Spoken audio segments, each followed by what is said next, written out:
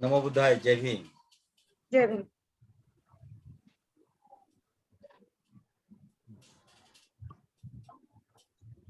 प्रकाश हे आलेलं आहे बरोबर? नाही दिसत आहे, चांगलं सगळं व्यवस्थित आहे, काही प्रॉब्लेम नाही.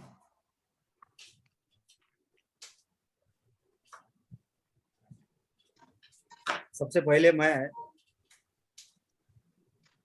ज्ञान विज्ञान तत्व ज्ञान के महान शिक्षक, दुख मुक्ति के महान चिकित्सक, सारी समस्याओं का अतिक्रमण कैसे करना, रूपांतरण कैसे करना, इसके मार्गदर्शक तथागत सम्यक संबुद्ध को त्रिवार नमन करता हूँ, बोधिसत्व को नमन करता हूँ। और आप सब जो सुन रहे मेरे धम्म मित्र, धम्म भाई बहने और समस्त मित्रों को जो मुझे सुन रहे उन सबको हार्दिक शुभेच्छा देता हूँ धम्म चक्र प्रवर्तन दिन। और फिर आज हम चर्चा करेंगे धम्म चक्र प्रवर्तन सूत्र।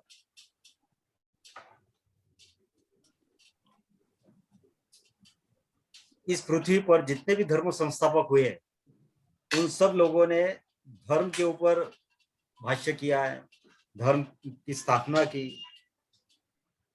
लेकिन किसी ने भी धर्म को उस ऊंचाई पर लेके नहीं गए जिस ऊंचाई पर सम्यक संबुद्ध धम्म को और मनुष्य को लेकर गए। ये धम्म चक्र प्रवर्तन सूत्र क्या है? धम्म, ये बहुत महत्वपूर्ण समझ। और ये जो धम्म चक्र प्रवर्तन सूत्र इतना रहस्यमय है, इतना अद्भुत है, इतना अलौकिक है कि इसको अगर हम नहीं समझते तो हम बुद्ध को नहीं समझ सकते। और ये इस धम्म चक्र प्रवर्तन सूत्र को अगर नहीं समझते तो हम जीवन को भी नहीं समझ सकते। ये धम्म चक्र प्रवर्तन सूत्र समझ कौन सकता? पहले ये हमें समझ लेना चाहिए कि ये इसे कौन समझ सकता। बुद्ध ने ये धम्म चक्र प्रवर्तन सूत्र किसके सामने उद्घोषित किया? तो बुद्ध को वैशाख पूर्णिमा को बुद्धत्व प्राप्त हुआ और बुद्धत्व प्राप्त होने के बाद वो 7 दिन तक संबोधि में लीन हुए। और ऐसा कहते हैं कि वो संबोधि से बाहर आने वाले नहीं थे। तो ब्रह्मा समापति, हाईली इंटेलेक्चुअल इंटेलिजेंट जो व्यक्ति बुद्ध के पास जाकर कहता है कि तथागत आप बुद्धत्व को प्राप्त हो गए, संबोधि को प्राप्त हो गए, तो आप आंखें खोलो और ये जो दुखी समस्याओं से ग्रस्त मनुष्य, इनको मार्गदर्शन करो। तो बुद्ध ने आंखें खोली और कहा है कि मुझे जो कुछ भी प्राप्त हुआ है उसे समझाना बहुत कठिन है, समझना भी बहुत कठिन है, और साधारण लोग इसे समझ नहीं सकते। इसलिए साधारण लोगों को समझाकर मैं कुछ उसमें फायदा नहीं देखता हूँ। तो जो साधारण लोग सोए हुए भ्रम में है, बिलीफ में है, तो उन्हें बताकर फायदा नहीं है। और जो लोग मेरे समान तपचर्या कर रहे हैं उनको भी बताकर फायदा नहीं, क्योंकि वो भी सत्य जानने के मार्ग पर है। तो जैसे मैंने जाना वैसे ही वो भी आज नहीं कल वो सत्य जान जाएंगे। तो उनको भी बताने के लिए मुझे कष्ट लेने की कोई जरूरत नहीं है। तो ब्रह्म समापति बुद्ध को ये कहते हैं कि आप अगर नहीं बताएंगे तो वो जो लोग भटक रहे हैं जीवन का सत्य जानने के लिए, वो भटकते रहेंगे। हो सकता है 10 साल लगे, 20 साल लगेंगे, हो सकता है कि इस जन्म में उन्हें प्राप्त भी न हो। और आप अगर उनको ये समझाते, बताते, तो बहुत जल्दी वो जीवन का सत्य जान सकते हैं, बुद्धत्व को उपलब्ध हो सकते, दुखों से मुक्त हो सकते। तो बुद्ध ने सोचा कि हाँ, मैं उनके लिए बाहर आता हूँ अपने ध्यान समाधि से। तो बुद्ध को ये जो वैशाख पूर्णिमा के बाद आज की आषाढ़ पूर्णिमा है, तो ये 3 महीने का जो पीरियड है, तो बुद्ध 3 महीने चलते रहे, 300 किलोमीटर दूर चले गए, 300 गांव पार गए, और तब जाके उन्होंने किसे बताया? उन लोगों को जो हाईली इंटेलेक्चुअल इंटेलिजेंट थे, बचपन से धर्म की साधना कर रहे थे, पढ़ रहे थे और बुद्ध के साथ ही तपचर्या कर रहे थे। और उनको धम्मचक्र प्रवर्तन सूत्र समझाया और वो 5 बुद्धत्व को उपलब्ध हो।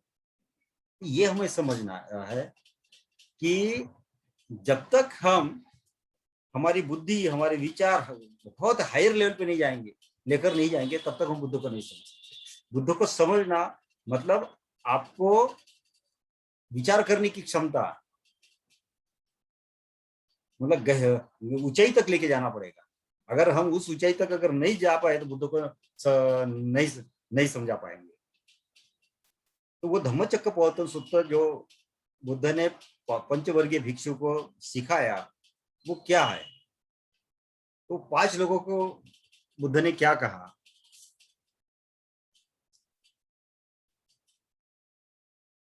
कि जिसे भी बुद्धत्व प्राप्त करना है, जीवन का सत्य जानना है, सुख शांति आनंद से समाधान से जीना है, जीवन से मुक्त अगर होना है तो 2 चीजें नहीं करने का। 2 चीजें, एक चीज कौन सी?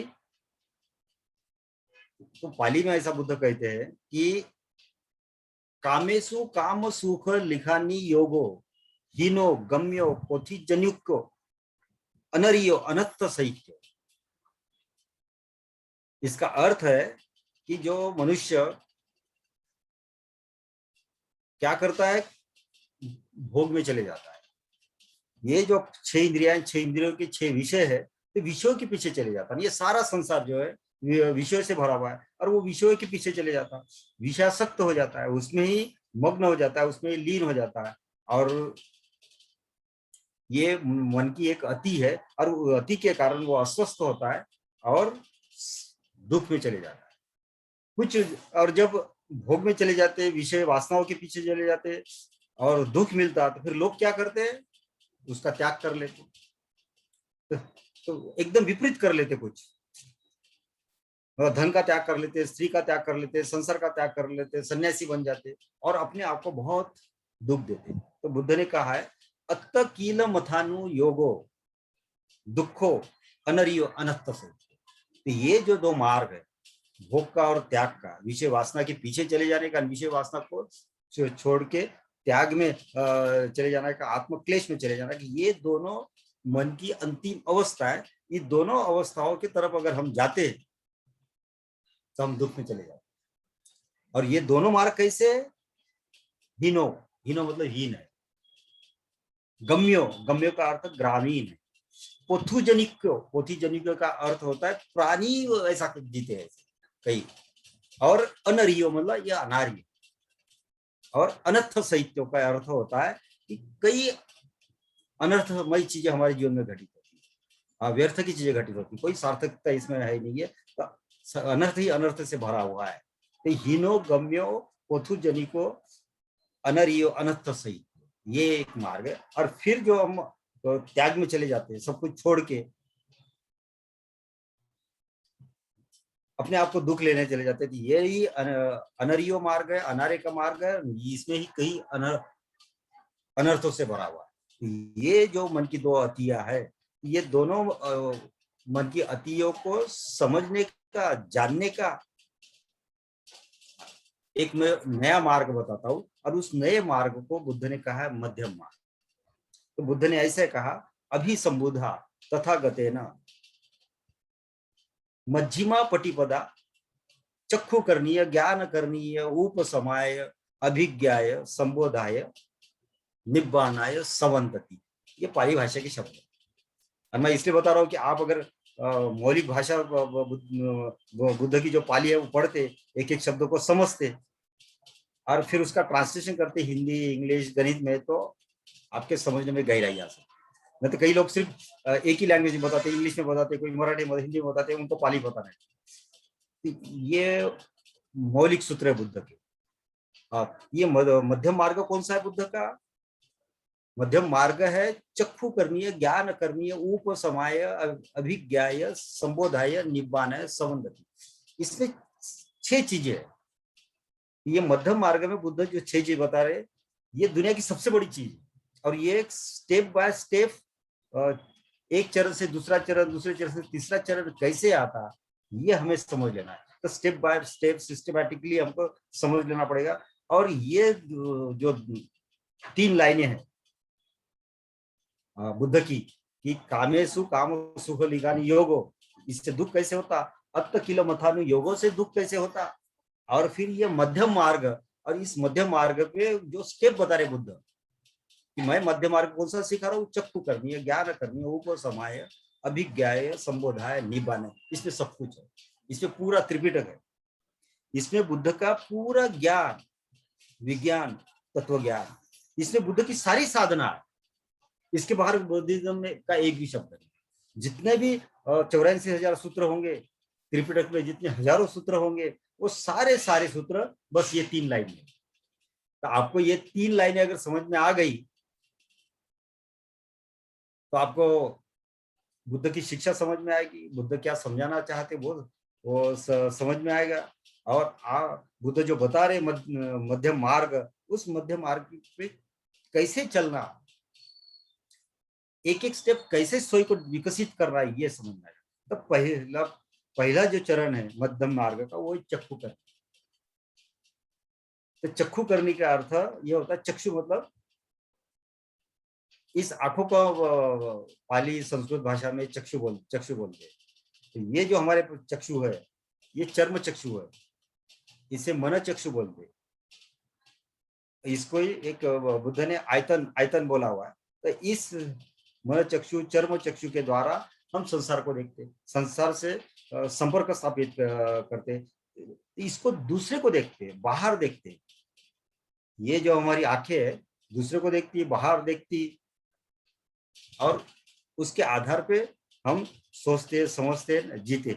ये जो आंखें है, चर्म चक्षु, मन चक्षु, इसके पार आप मध्यम मार्ग पे चलते हुए, साधना करते हुए चक्षु को पैदा करो। वो जो चक्षु है वो बोधि चक्षु है, वो प्रज्ञा चक्षु है। बाबा साहब ने ऐसे ही कहा है, बुद्ध है हिज धम्मा में उन्होंने ऐसे ही लिखा है कि आपको अगर प्रज्ञा प्राप्त करना है तो आप प्रज्ञा चक्षु निर्माण करो।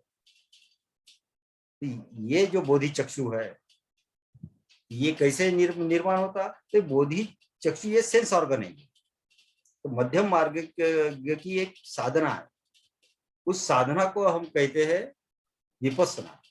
और विपश्यना ये मेथड है, तंत्र, टेक्निक है, तंत्र है। और ये विपश्यना से जो अवस्था तैयार होती है हमारे मन में, जिसको हम स्टेट ऑफ द माइंड बोलते हैं या स्टेट ऑफ द कॉन्शियसनेस कहते हैं, तो उसको हम कहते हैं बोधि। तो हाँ, तो ये जो बोधि है, ये है यथाभूत ज्ञान दर्शन की क्षमता, स्वयं और पर को एक साथ युगपथ देखने की, अनुभव करने की जो हमारे भीतर क्षमता है, उसको मध्यम मार्ग के द्वारा बुद्ध डेवलप करना है। ये मध्यम मार्ग की साधना समझ लेना है, विपश्यना। और वो विपश्यना करते करते हमको एक एक चरण हमको बोधि विकसित करना है। तो चक्षु करनी है, ज्ञान करनी है। तो ये जो चक्षु करनी है, ये बोधि चक्षु विकसित करना है, प्रज्ञा चक्षु विकसित करना है। और दूसरा ज्ञान करनी है। एक मन के तल पर ज्ञान होता है, हमको दूसरे का ज्ञान होता, बाहर का ज्ञान होता, संसार का ज्ञान होता, ऑब्जेक्टिव नॉलेज होता, हमको सब्जेक्टिव नॉलेज होता। तो खुद ही खुद को अनुभव करना, खुद ही खुद को अनुभव करना, और एक साथ खुद को, पर को, बाहर और भीतर अनुभव करना, उसको ज्ञान करना। ये 2 चीजें हैं मध्य मार्ग की। सबसे बड़ी स्टेप से बुद्ध की कि चक्षु करनी है, ज्ञान करनी है। अगर इस तरह से हम बोधि चक्षु जागृत करते, बोधि ज्ञान, बोधि चित्त प्राप्त करते, तो हम शांति में चले जाते। उसको बुद्ध ने कहा है उपसमाय। ये तीसरी स्टेप। उप का अर्थ पवित्र होता है, और पवित्रता में हम समा जाते, तब उपसमाय, एक शांति में चले जाते, आनंद में चले जाते। और फिर उपसमाय के बाद चौथी स्टेप निर्माण होती, उसको अभिज्ञा। तो 14 तरह की अभिज्ञा। अभिज्ञा मतलब पूर्ण ज्ञान है। हम जैसे आप मुझे सुन रहे हैं, ये सुन रहे, तो आप मेरी तरफ कॉन्सेंट्रेटेड है, मुझे देख रहे हैं, मुझे अनुभव कर रहे हैं। तो कई चीजें इसमें मिस हो जाती है। हो सकता है आप जहां बैठे हो, पंखे की आवाज होगी तो आप पंखे की आवाज नहीं सुन सकते, क्योंकि हमारा कॉन्सेंट्रेशन कहीं एक जगह रहता है। कई पक्षी अगर गीत गा रहा हो तो उसके तरफ हमारा ख्याल नहीं रहता। कहीं हमारे शरीर को ठंडी हवा छू रही, उसके तरफ हमारा ख्याल नहीं रहता। एक समग्र कॉन्शियसनेस, ये टोटल कॉन्शियसनेस डेवलप होना चाहिए। उस टोटल कॉन्शियसनेस को, जिसमें हर चीज का अनुभव हो, उसको अभिज्ञा होता है। अभिज्ञा मतलब अभी जो है, जैसा है उसका ज्ञान, इसको परिपूर्ण ज्ञान।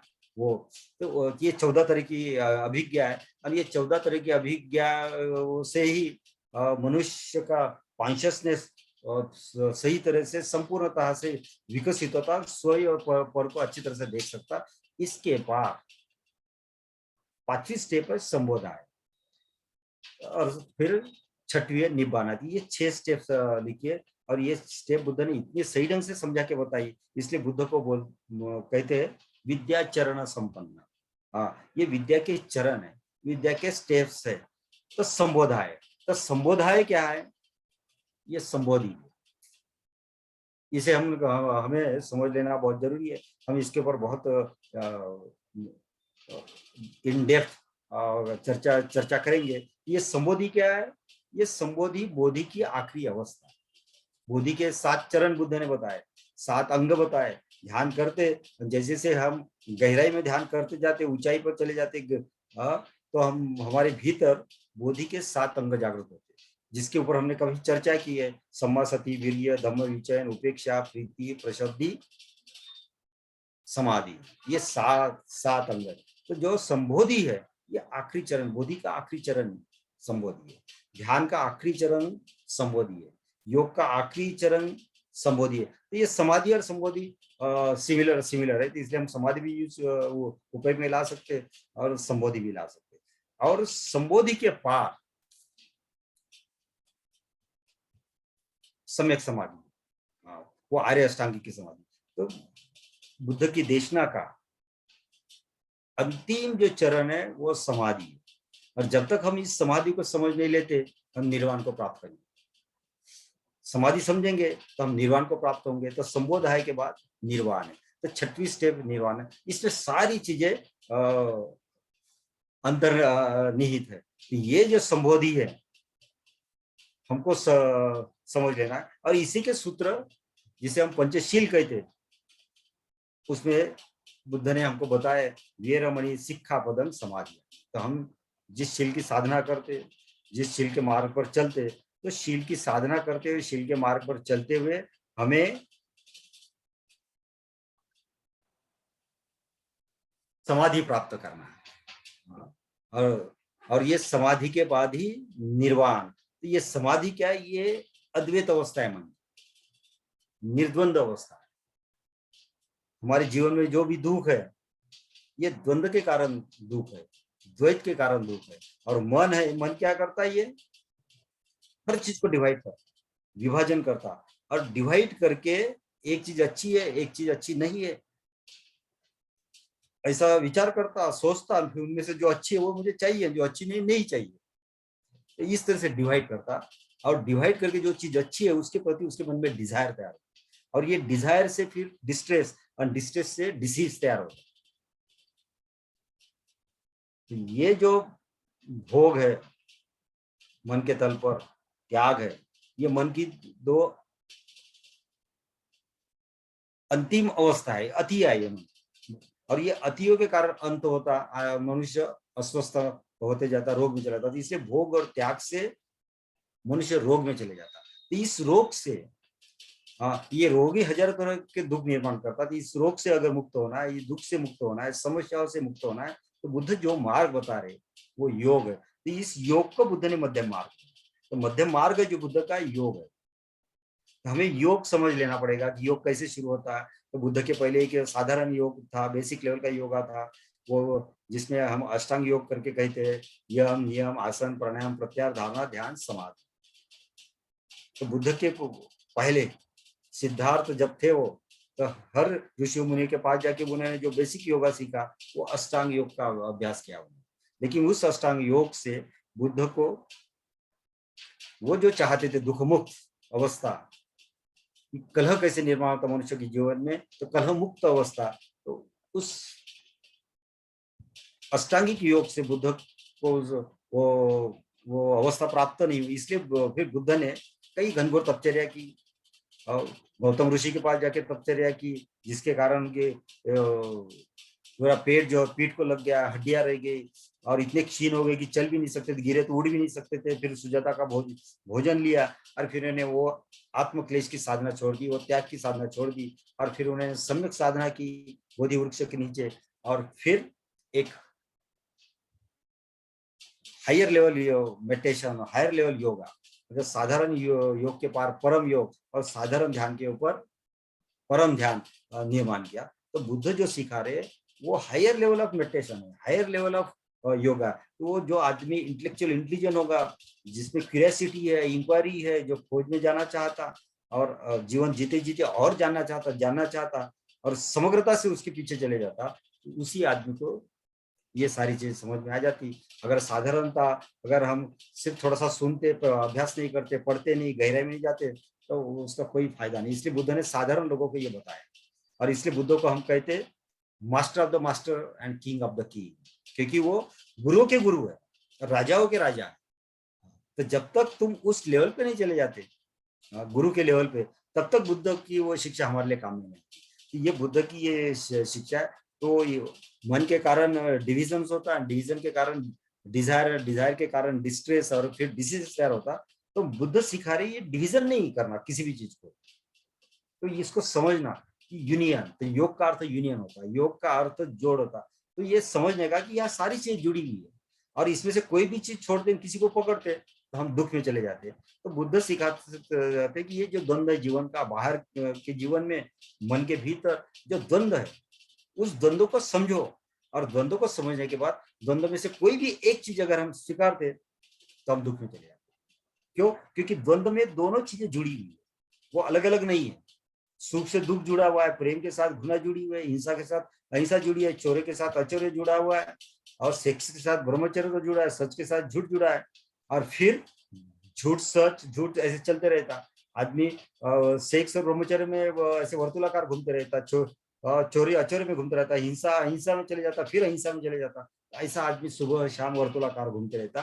तो हमको ये समझना है कि ये दोनों चीजों के पार जीवन, तो हिंसा अहिंसा के पार जीवन है, चोरी अचौर्य के पार जीवन है, और काम और अकाम के पार जीवन है, सच झूठ के पार भी जीवन है। तो ये बुद्ध सिखाते। तो वो सच और झूठ, ये जो द्वंद्व है, द्वंद्व के पार निर्द्वंद जो अवस्था है वो समाधि। हम समझते द्वैत को, ये एक शरीर के साथ जुड़े हुए, तो ये जुड़े होना है मतलब योग को समझना। हाँ, जैसे बाहर का जगत है, भीतर का जगत, सब जुड़ा हुआ, ये पूरा यूनिवर्स जुड़ा हुआ है हमारे साथ। अगर हम इसमें से कोई भी चीज अस्वीकार करते तो उससे अस्वस्थ होता और दुख में चले जाते। तो बुद्ध सिखाते कि सारी चीजों को समझना और समझ से स्वीकार।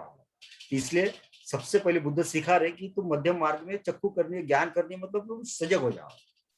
उसको पहला चरण है, उसको कहा है बुद्ध ने सम्मा सती, सम्यक स्मृति। आप सजग हो जाओ, और सजग हो अगर होते हैं आप, सही ढंग से जग जाते, संपूर्णता से जग जाते, सम्यक रूप से जग जाते, तो आप बाहर के जीवन को, भीतर के जीवन को समझ सकते। और वो समझ को बुद्ध ने प्रज्ञा बनाया, प्रत्यक्ष ज्ञान कि बाहर का जीवन कैसा है, भीतर का जीवन कैसा है। तो भोग में चले जाते हैं तो भोग में योग कैसा है, हाँ, तो भोग में चले जाते, दुख में चले जाते, भोग में योग जुड़ा है। और हम कोई किसी तरह का त्याग करते थे, त्याग के साथ भी योग जोड़ दिया, सजगता जोड़ दी, तो फिर हमको पता चलता कि भोग भी कैसे दुख में लेके जाता, त्याग भी कैसे दुख में लेके जाता, दोनों से रोग कैसे तैयार होता, और फिर उसके पार योग से मुक्त कैसे हुआ जा सकता। तो ये सारी चीजें हमको बुद्ध से समझ लेनी है, और सीख लेनी है। तो अंतिम अवस्था जो है वो संबोधि है। तो संबोधि में कोई द्वंद्व नहीं रहता, कोई द्वैत नहीं रहता। जैसे रात को हम नींद में सोते, तो वहां मन शून्य होता है, शरीर शून्य होता, कुछ भी नहीं रहता, अद्वैत अवस्था रहती, निर्द्वंद अवस्था रहती, लेकिन अचेतन अवस्था है, अनकॉन्शियस स्टेट है, पूरी तरह से खो जाते हम, अस्तित्व के साथ ही खो जाते, ऐसा ही नहीं रहता, पता ही नहीं रहता। ये सुषुप्ति, इसको हम निद्रा कहते हैं। तो समाधि का अर्थ होता है कि हम जागे रहते, पूरी तरह से सजग रहते, और सजग रहने के बाद भी वहां शरीर शून्यता और मन शून्यता रहती। और शरीर शून्यता, मन शून्यता रहने से वहां फिर मन नहीं, शरीर रहता था, सिर्फ एक प्रकाश रहता, आलोक रहता, सिर्फ चेतना रहती। और वो परम सुख की, परम शांति की, परम आनंद की अवस्था है। तो वो संबोधि है, और ये संबोधि से निर्वाण आता। तो निर्वाण को बुद्ध ने बोला है वान तो निखंदति निर्वाण। हमारा ये वान मतलब मन को वान बोला, ये वान से वाणी है, और मन में ही शब्द आते, विचार आते, वृत्ति आती, प्रवृत्ति आती, और हमको वर्तुलाकार घुमाते रहती। और ये वृत्ति के कारण ही हमारे जीवन में दुख है। इस वृत्तियों को समझना, जानना और उसका सार्थक उपयोग करना, व्यर्थ उपयोग नहीं करना, क्योंकि सारी जो वृत्तियां है हमारे भीतर, ये व्यर्थ नहीं है, इसका उपयोग है और ये अनावश्यक भी नहीं, आवश्यक है। तो ये ऐसा नहीं कि वृत्तियों को छोड़ देता हम तो जीवित ही नहीं रह सकते। तो जितनी भी वृत्तियां निसर्ग ने हमको दिया हुआ है उसकी सार्थकता है। तो उसको समझना, तो सार्थकता रहना चाहिए, व्यर्थता नष्ट होना चाहिए। जैसे हिंसा की वृत्ति है, तो हिंसा की वृत्ति है तो कोई अगर हमको मारनी आए तो मार ही डालेंगे तो हम कुछ भी नहीं करेंगे। तो उसको बचाने के लिए हिंसा की वृत्ति दी, तो उसको बचाने के लिए अगर हम उपयोग करते थे सार्थक उपयोग। सेक्स दिया है, हाँ, तो सेक्स ये पुनरुत्पादन के लिए, प्रोक्रिएशन के लिए, हाँ, और एक शरीर से दूसरा शरीर निर्माण करके ये प्रकृति को बनाए रखने के लिए दिया हुआ है। लेकिन लोग उसको समझते नहीं, उसके पीछे चले जाते, व्यभिचार में चले जाते, हाँ, रेप में चले जाते और एक व्यभिचार में चले जाते हैं, तो खुद का भी अहित करते, दूसरे का भी अहित करते। तो ये आवश्यक चीज है मनुष्य जीवन में, तो उसका भी सार्थक उपयोग करना और उसको समझ के हम उसके ऊपर चले जाते, उसके ऊपर चले गए। एक ब्रह्मचर्य की अवस्था है जिसमें हमारे मन में कोई वासना ही नहीं रहती, एक निर्वासना निर्माण होती। ये जो निर्द्वंद अवस्था है उसको निर्वाण बोला था। वान तो निखंतति निब्बान, किसी भी तरह का वान नहीं रहता। हाँ, तो आप संबोधि में वो निर्वाण को लेके चलते हैं। निर्वाण को लेके चलते मतलब उसमें कोई शब्द नहीं रहता, कोई विचार नहीं रहता, कोई वृत्ति नहीं रहती, कोई प्रवृत्ति नहीं रहती।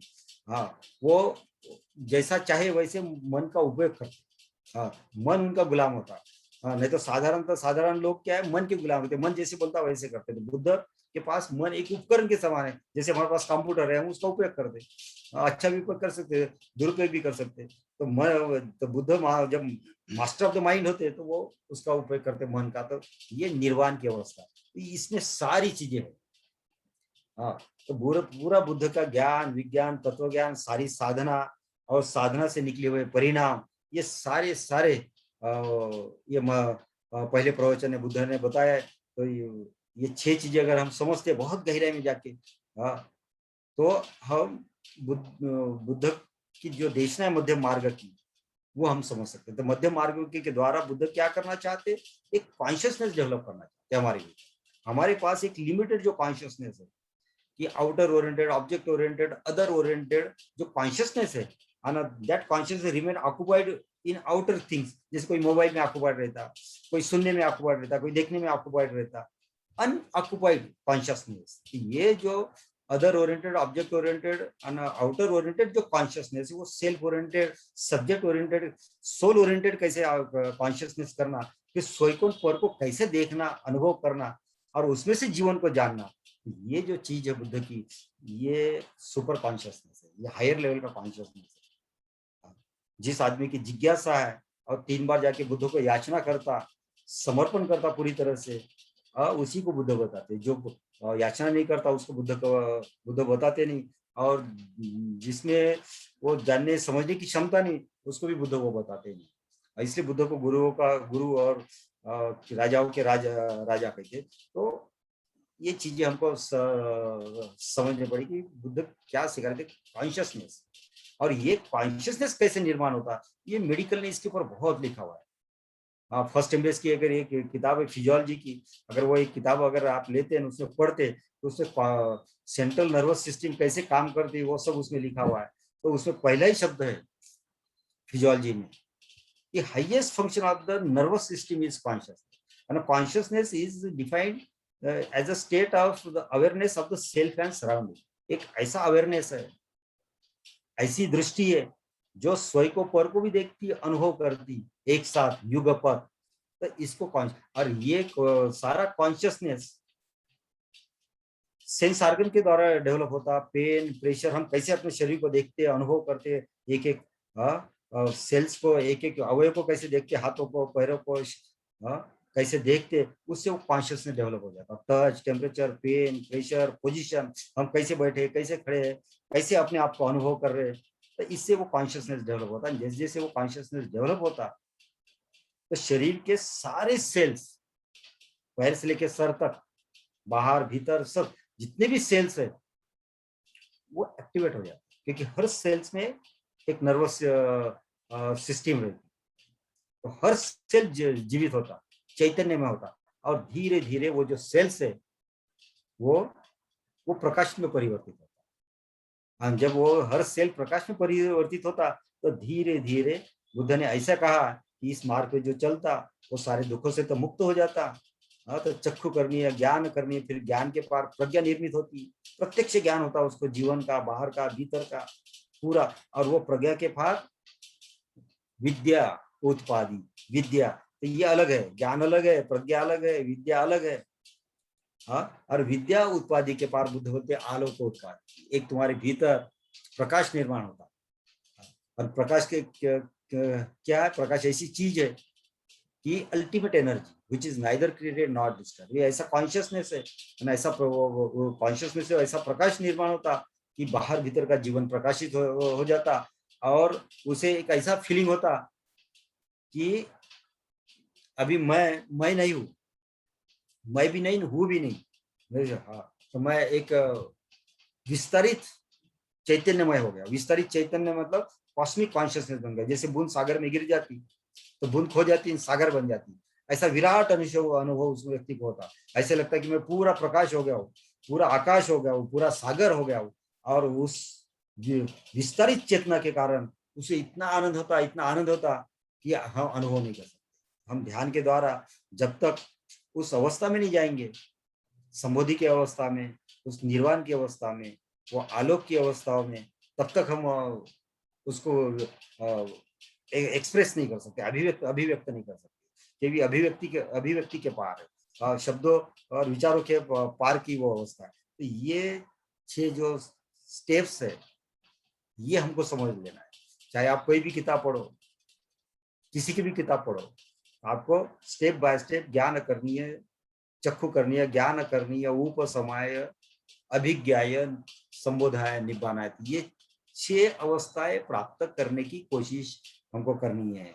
और उसी के लिए हमने फिर कई दिनों से चर्चा कर रहे कि विपश्यना कैसे गहराई में चले जाती, फिर श्वासानुपसना कैसे, श्वासों को देखना, हमारी श्वास सचेतन है तो उसको सचेतन कैसे करना, फिर श्वास अगर सचेतन हो जाती तो श्वास शरीर में जाती तो शरीर को देखते तो हम काय के प्रति सचेतन हो जाते, तो फिर कायानुपसना हो जाती, फिर काय को देखते बाहर से, भीतर से, वर्तुलाकार, ऊपर से लेके नीचे तक। तो धीरे धीरे काय के भीतर अष्टकलाप है, वो 4 धातु है, 4 स्वभाव है, तो वो अष्टकलाप का पता चल जाता। फिर और गहराई में चले जाते तो वो अष्टकलाप और ये शरीर मन से मिलकर संवेदनाएं पैदा करता, तो pleasant unpleasant sensation, neutral sensation, सुखद दुखद असुखद अदुखद संवेदना निर्माण करती। हम गहराई से स्थूल से सूक्ष्मातीत की तरफ चले जाते, श्वास, शरीर,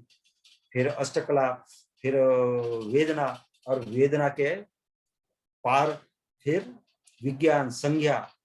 और ये विज्ञान कैसे तैयार होता है, विषयों से विज्ञान तैयार कैसे होता है, हर इंद्रिय कैसे विज्ञान तैयार करती, और फिर विज्ञान से विचार कैसे करते, मूल्यांकन कैसे करते, वैल्यूएशन कैसे करते, व्याख्या कैसे करते, और वो व्याख्या से हम कैसे दुख में चले जाते, और फिर वो व्याख्या से ही, मूल्यांकन से, विचार से वेदना कैसे होती, वेदना से फिर हम विकार कैसे निर्माण करते, क्रिया कैसे करते, प्रक्षेपण कैसे करते, और फिर हम कैसे दुख में चले जाती, ये पूरी श्रृंखला हमको पता चलती विपश्यना करते करते, और बोधि के एक एक अंग जागृत करते करते।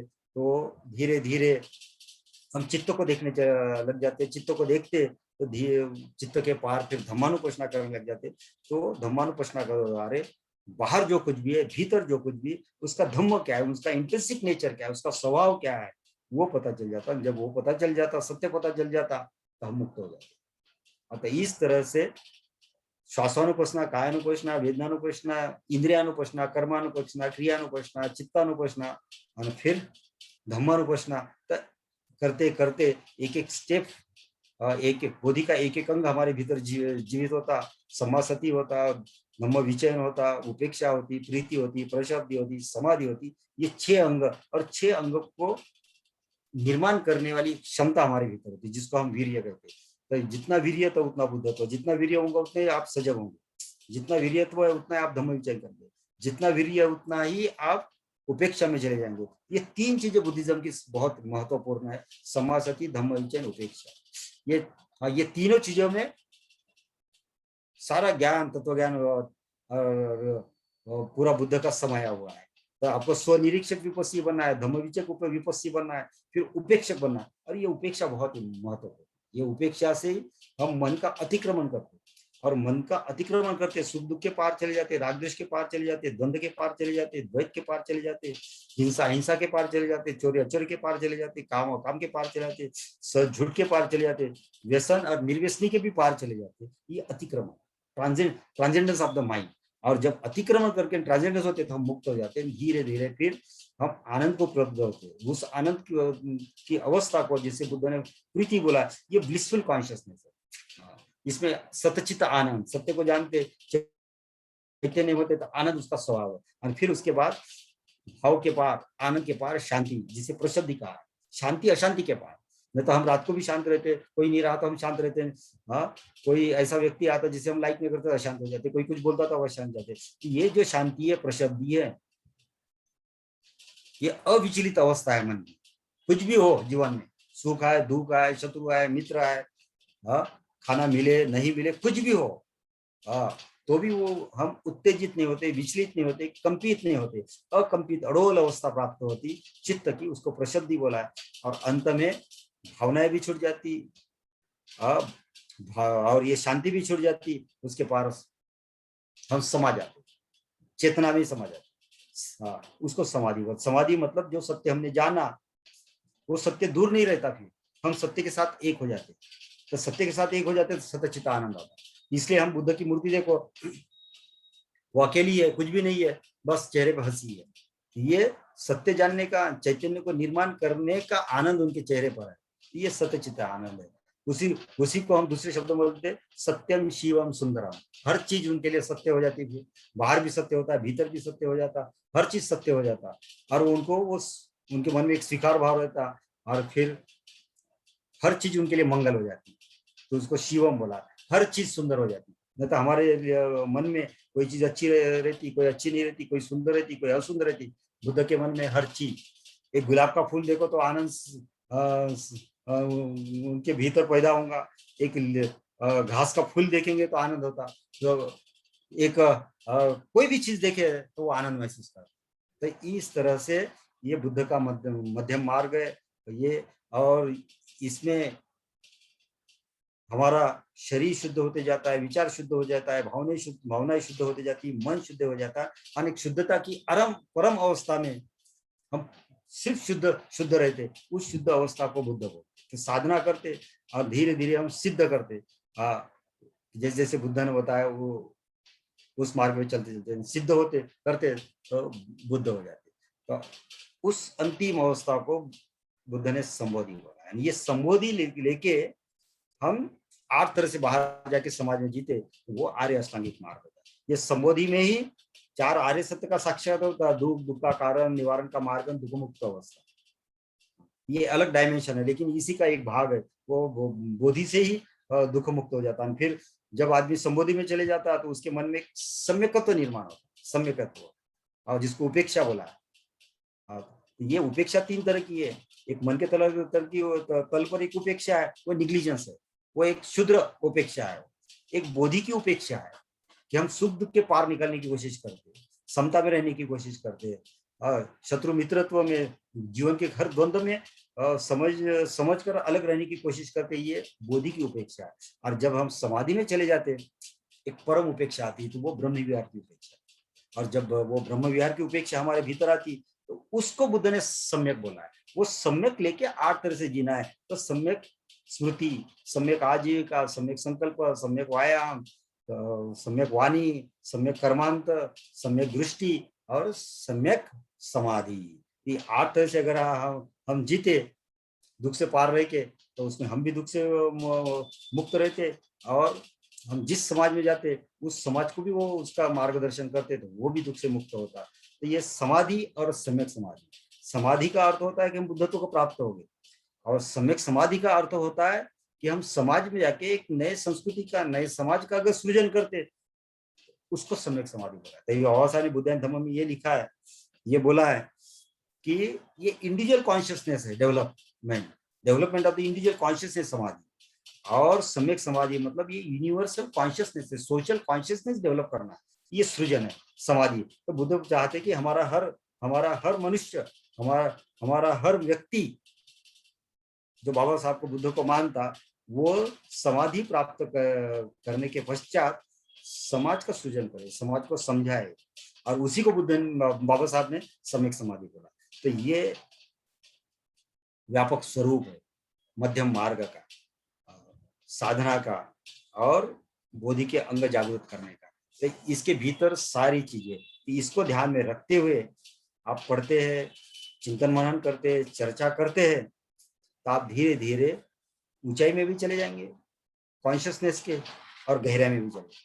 हाँ, और आपके विचारों को गहराई आएंगी, जीवन को गहराई आएंगी, और चेतना को भी एक ऊंचाई आएंगी। और ऊंचाई को हम सहस्रार बोलते हैं। इसलिए बुद्ध की मूर्ति देखी होंगी आपने कि उनका सर उठा हुआ है, ये 7th सेंस ऑर्गन है, ये अंतिम ऊंचाई है मानवीय जीवन की, वो शिखर है, उसको मेरु पर्वत बोलते हैं।